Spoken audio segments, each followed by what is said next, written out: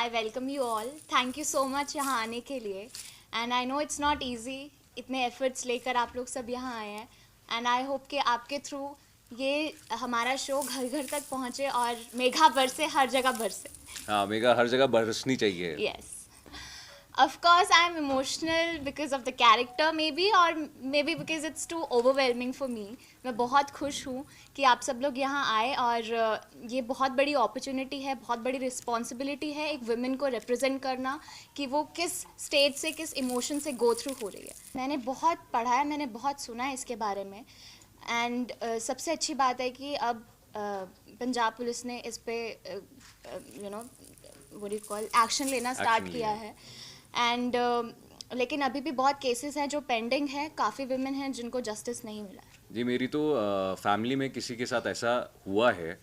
तो जब मुझे ये स्टोरी बताई गई थी तो मैं फर्स्ट गो में मैंने रिलेट कर लिया बिकॉज मैं मतलब मेरी फैमिली में मैं किसी को जानता हूँ जिसके साथ ऐसा हुआ है, जिनकी शादी इस तरीके से हुई और उसके बाद क्या कहते हैं उसका आउटकम वही निकला जो मेघा के साथ निकला है.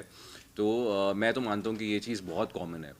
हाँ, तो हमारे शो में भी काफ़ी स्टोरी इस हद तक है कि वो भी मेघा को कॉन करके उसके सारे पैसे लूट के और उसके बाद क्या कहते हैं वो चला जाएगा, फिर कैसे मेघा आएगी और अपना वापस से जस्टिस सीख करेगी. तो इस बारे में शो है. हाँ हाँ, नील प्ले कर रहा है ना सुपर कॉप, वो कुछ ना कुछ तो करेगा. हमारे जितने भी किरदार हैं वो जो हमारी नॉर्मल लाइफ में जो इंसान है वो कोई सोसाइटी प्रेशर से गो थ्रू हो रहा है या अपनी जस्टिस मांग रहा है, अपनी आइडेंटिटी एक बनाने की कोशिश कर रहा है, तो ये मिलती जुलती कहानियाँ ही हैं. मेरे लिए ये बहुत डिफ़िकल्ट किरदार है प्ले करने के लिए बिकॉज क्या है कि अभी तक जो भी मैंने कैरेक्टर्स किए हैं बहुत पॉजिटिव प्ले किए हैं और ये जो मनोज का कैरेक्टर है ये इतना शाना बंदा है कि ये किसी के हाथ नहीं आता. तो मुझे ये प्ले करने में भी बहुत मज़ा आ रहा है और ऊपर से क्या कहते हैं बिकॉज हमारी जो स्क्रिप्टिंग है शो की, जो मेकर्स हैं जैसे सौरभ तिवारी जी, वो इतना अच्छे तरीके से बिकॉज क्या है कि ऐसे मैं ये नहीं बोलूँगा कि ऐसे शोज़ पहले नहीं आए, ऐसे शोज़ आए हैं, लेकिन जहाँ तक हम लोगों को ब्रीफिंग दी गई है और हमें आगे की कहानी पता है वो उनसे बिल्कुल डिफरेंट है. हाँ, तो अपने आप में ये हर कैरेक्टर के लिए चैलेंजिंग है. आई थिंक ये सिर्फ एक मेघा की कहानी नहीं है. आप इसमें जितने भी किरदार देखेंगे ये एक वुमेनहुड की स्टोरी है. हम जितने भी विमेन अपने इक्वालिटी के लिए लड़ती हैं या फिर आप कह ले अपने सेल्फ रिस्पेक्ट के लिए लड़ती हैं, तो वो हमने मुद्दे उठाए हैं. तो आप जितने भी हमारे कैरेक्टर्स देखेंगे, मेरी माँ थानेदारनी है, उनके पीछे क्या रीज़न है और वो कितनी स्ट्रॉन्ग है, तो हर एक वुमेन कुछ ना कुछ रिप्रेजेंट ज़रूर कर रही हैं.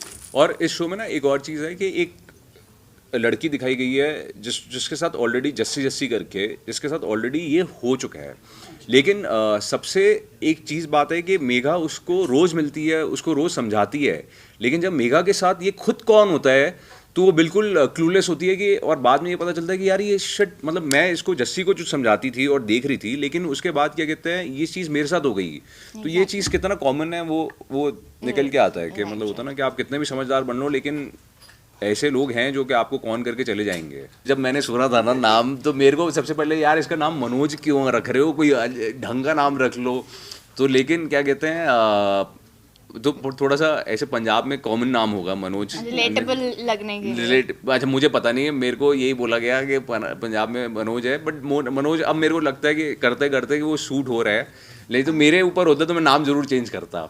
आई थिंक कभी कभी जब मैं अपने फादर के साथ, मेघा जब अपने पापा के साथ सीन करती है तो वो कहीं ना कहीं वो झलकता है, क्योंकि मेरा जो इलाही और उसके फादर का कैरेक्टर था, जो उनका कोऑर्डिनेशन था, बॉन्ड था, बहुत स्ट्रॉन्ग था और लोगों ने बहुत प्यार भी दिया.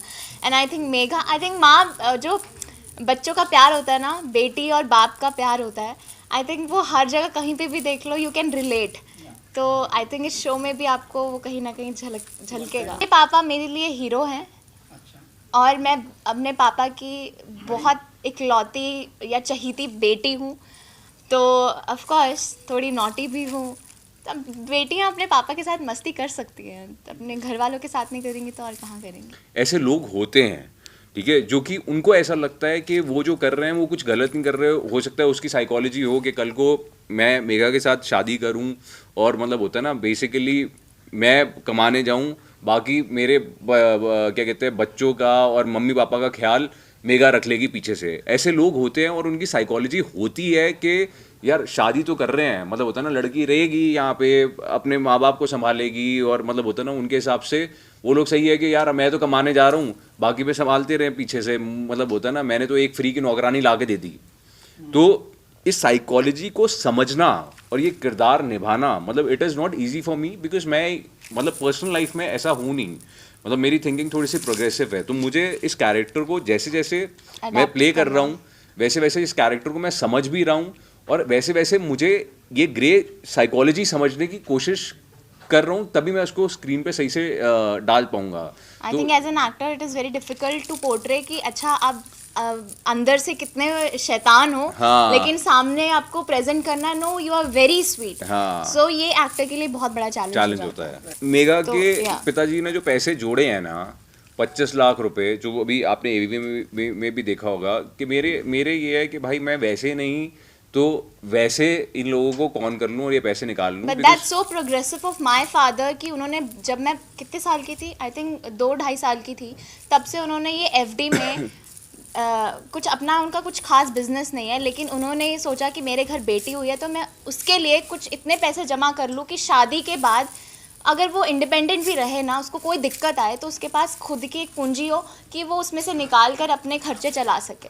लेकिन फिर ऐसा फ्रॉड हो जाता है तो आप उस फादर का पेन, उस लड़की का पेन, उस घर वालों का पेन समझ सकते हो। ये अमृतसर की कहानी है, लेकिन बेसिकली क्या कहते वी आर हैं हम लोग, रिप्रेजेंटिंग द एंटायर पंजाब। हाँ, शूटिंग करने के लिए जॉर्जिया, इनफैक्ट पंजाब नहीं, हम लोग पूरा इंडिया कर रहे हैं, क्योंकि ये केसेस उस दिन हम लोग बात कर रहे थे तो हमारे प्रोड्यूसर बता रहे थे कि ये बेसिकली ऐसा नहीं है कि सिर्फ पंजाब में हो रहा है, ये हो तो ऑलरेडी पूरे इंडिया में रहा है, मतलब इन सेंस ऐसा हो रहा है। बस ये है कि कहानी कहीं की पंजाब में ज़्यादा हो रहा है, क्योंकि बिकॉज एक मेंटालिटी होती है कि लड़की की शादी बाहर कर दो और लड़की को सेटल कर दो, तो यहाँ पे इसलिए केसेस ज़्यादा हो रहे हैं। अभी हम लोग अपना 6ठा एपिसोड शूट कर रहे थे। हाँ, तो चल रहा है शूट। नहीं, we are shooting in Mumbai. Mumbai.